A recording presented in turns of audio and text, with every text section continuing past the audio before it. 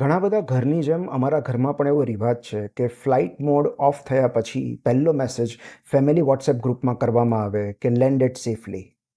મુસાફરી by road કરવાની હોય તો પહોંચ્યા પછીનો પહેલો મેસેજ હોય રીચ્ડ સેફલી. આ મેસેજ એટલે કરવો પડે છે કારણ કે ઘરેથી નીકળીએ ત્યારે આપણે સૌ એક અનિશ્ચિતતા લઈને નીકળતા હોઈએ છીએ.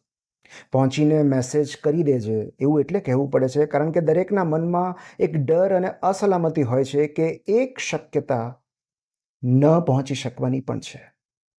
આ એક મેસેજ આપણને રિમાઇન્ડ કરાવતો રહે છે કે જીવનમાં કશાયની ગેરંટી ન આપી શકાય, ઘરે પાછા ફરવાની પણ નહીં.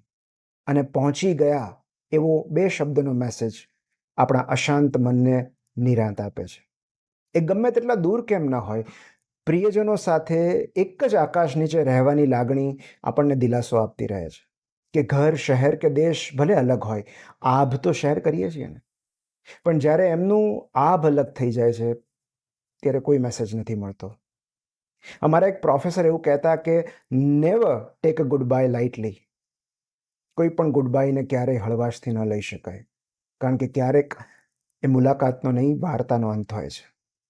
આદિલ મંસૂરી સાહેબનો એક અદ્ભુત શેર છે કે રડીલો આજ સંબંધોને વીંટળાય અહીં, પછી કોઈને કોઈની કબર મળે ન મળે. પરિચિતોને ધરાઈને જોઈ લેવા દો, આ હસતા ચહેરા, આ મીઠી નજર મળે ન મળે.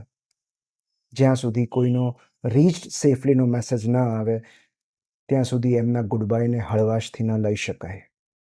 કારણ કે માટીનું શરીર ઉઠીને આપણે સૌ વરસાદના શહેરમાં ફરીએ છીએ.